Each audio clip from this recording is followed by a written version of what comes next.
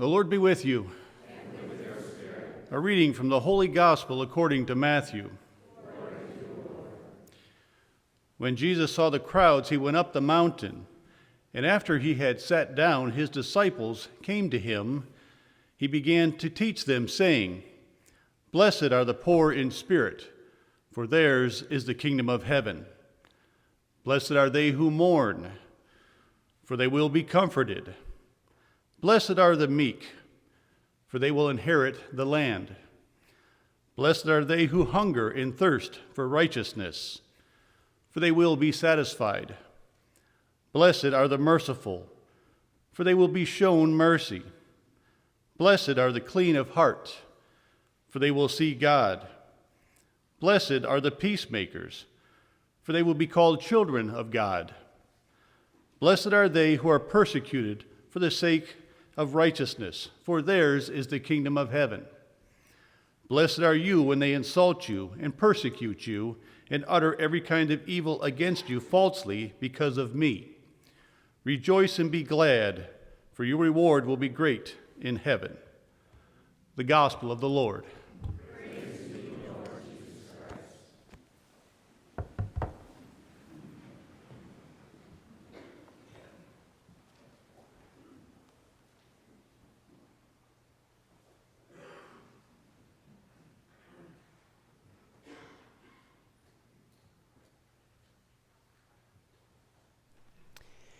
So we have this wonderful reading from our Gospel of Matthew today. It's chapter 5. It's first 12 verses. It's the preface for the rest of chapters 5, 6, and 7. And something that we need to really understand here is that our English language, of course, changes things to blessed, blessed, because we relate to it better than what it actually is translated as, or the original in the Greek, which we'll get there momentarily. There's an understanding that this gospel passage has to be preached in the context, but then there's always the challenge of, now how do we take that context and translate it to our culture today? What does that really mean for us? So the Beatitudes, they shed light on the actions and attitudes that are characteristic of the Christian life. So nothing seriously rocket scientific-esque there, just they shed light on the actions, attitudes, characteristics of the Christian life. What does the Christian life look like? What is it supposed to be? Well, these things are actually paradoxical promises that sustain hope in the midst of tribulations, and they proclaim the blessings and rewards already secured, though dimly realized, for the disciples of Jesus Christ. All right, so there's always that opposite rule going on, because we are trying to live a heavenly life on earth. The earth is not yet redeemed fully.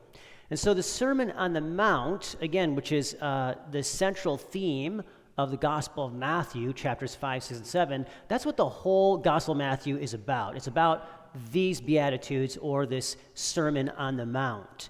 And it's chapters 5 through 7. If you haven't read chapters 5 through 7 of Matthew, do so. It's very beneficial for us because, again, it's the scriptural foundation for a lot of the teachings in the Catholic Church. And if you're looking for that biblical reference, it's a lot of teaching right there in Matthew 5 through 7. So the writer of the Gospel of Matthew has gathered scattered pieces of Jesus' teaching, and he's crafted them in an artificial sermon delivered on a hillside. So the Sermon on the Mount was likely not a single discourse given by Jesus all at once, since he, as a master teacher, would know that all the materials contained in chapters 5 through 7 would not have been able to be learned by his listeners all at once. All right, so this is like a semester's worth of work, so to speak, or a year's worth of work, and he's kind of situated or organized it in this way. So likely Matthew had combined all of these ethical teachings of Jesus given throughout his ministry into one single discourse in his gospel, and for the sake of composing a catechism for Jewish Christian converts. Again, one of the main reasons that the Gospel of Matthew exists, or the way it's written and why it was written, is because it is specifically written somewhat as a catechism for Jewish Christian converts, those who are newly converted from Judaism to Christianity. And so this is like a first catechism for them, the Gospel of Matthew. So if someone is not familiar with Christian teaching, the Gospel of Matthew is a good place to start. That's why it's listed first, one of the reasons it's listed first in the New Testament Gospels there. So Matthew 5 through 7, it's a good biblical reference for the basics of the Christian teaching for which anyone can quickly and easily learn, especially for learning what is considered to be honorable Christian behavior, which brings us to our present context. Again, honor being the main driver in that culture. It's the central value in the Mediterranean world of Jesus, which drives all behavior. For them, behavior must always be honorable. And we can relate to that in the sense as Christians, our behavior is supposed to be holy, all right? And so honor is a public claim to worth and a public acknowledgement by others of that claim. And so a beatitude is a poetic saying that presents, encourages, and praises honorable behavior. So again, in our culture and for our understanding, we use the words like happy, fortunate, or blessed as we hear here in this gospel, as we hear here. Okay, so as we hear today. So, but their culture, they would use the more correctly translated truly honorable or highly esteemed. So for them, truly honorable, highly esteemed, truly honorable, highly esteemed, truly honorable, highly esteemed. That appeals to them much more readily than blessed or happy. They don't really care about being blessed or happy or fortunate. They care about being honored. All right, but for our culture, we care about being blessed and happy and fortunate. And that's why it's translated for us in this way. So Jesus, he proposes this honorable behavior, he proposes this behavior in the familiar format of the Beatitudes, but he does so from a perspective of God honoring a person rather than the world or other people honoring a person. So there's this way in which these things are written where it's presumed that it's God who honors. God is the one who honors the person for these things. Now, we have to bring up Luke, because Luke is actually written before the Gospel of Matthew, and Luke is the original one who wrote the Beatitudes, and he only wrote 3 of them, but we'll get to that in a moment. But you may recall from Luke 11, 27, 28, when the woman cries out to him, truly honorable or worthy of great esteem is your mother, the womb that bore you and the breast that nursed you. In which Jesus replies, rather more honorable and worthy of esteem is the person who hears the word of God and obeys it. And yes, mothers are honorable, and the world may honor them in a worldly way, but even more honorable is a person who seeks God's will and obeys it. For God himself will be honoring him or her in ways unimaginable, with great blessings, publicly announcing their worth to all. So Luke presents then what were very likely the original 3 Beatitudes Jesus spoke on that occasion. Matthew has creatively expanded them to 8. All right, and so the 3 basic honorable esteemed behaviors offered by Jesus from the Gospel of Luke are being poor, mourning, and hungering, or a reference to fasting.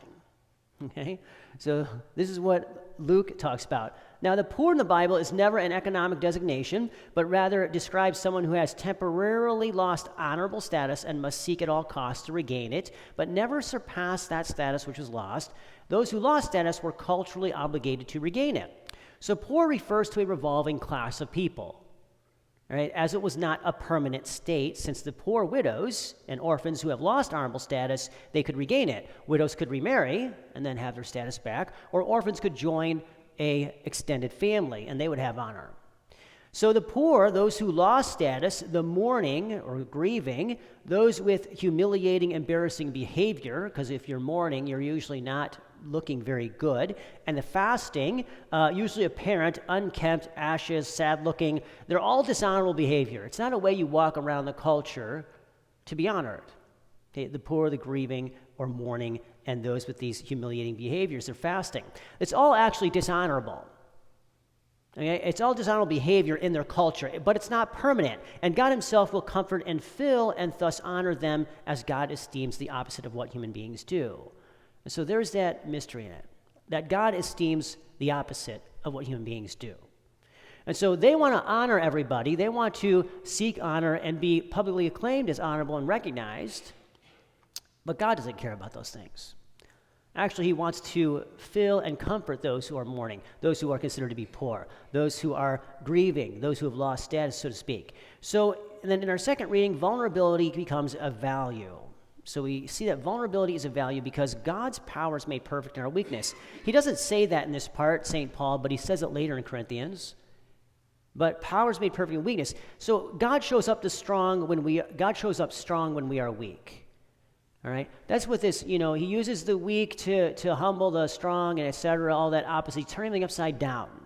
Okay, so that's in that reading, that's implied there. So that which is distinctive in these Beatitudes from Jesus is that being poor, mourning, and hungering or fasting, this constitutes honor. And the passive voice in each Beatitude indicates that God does the honoring, not other people. So that's why that's written in the passive voice I was referring to earlier. Okay, God does the honoring. It's opposite of what we might think. So these future tense phrases, will be comforted or be filled, they indicate that God himself will do the comforting and filling and thus the honoring. God will publicly uphold them and make them worthy in his ways and in his time. And so, in Jesus' view, true honor and esteem are determined and bestowed by God, very publicly for all to see. And the things that God considers truly honorable and worthy of praise are almost always the opposite of what human beings of any culture think. Isn't that the case? All right? And nobody honors those who nobody honors those who are holy. Nobody honors humility. Nobody really strives for that in the culture. But in the church, as Christians, as disciples of Jesus Christ, those are things that we know lead to greater holiness. Those things lead us to being honored by God. What matters? To be honored, what matters more? To be honored by the world or to be honored by God? All right, where are the values in all this? And at the bottom of this is all the values. And so we look at our culture, all right, and although modern American believers are not driven by values of honor and shame, as in the Mediterranean world, however, crises often indirectly reveal our genuine assessment of values. Okay, so this is what I'm going to leave you with. It's all in the context of understanding, and actually the Beatitudes, it's a preface for what makes us happy. How do you actually achieve happiness? By living the Christian life. You're made for it. Human beings are made for it. So, for example, natural disaster survivors, you've probably heard this before. So, for example, natural disaster survivors who have lost all their possessions, they will say that life is more precious and possessions do not matter. Right? You probably heard that, right? But when given new opportunities, most return to collecting material possessions. So are not possessions, after all, a sign of American honor? By what behavior are American values or honor determined? What values in American culture are honored by God? And which do we teach our children?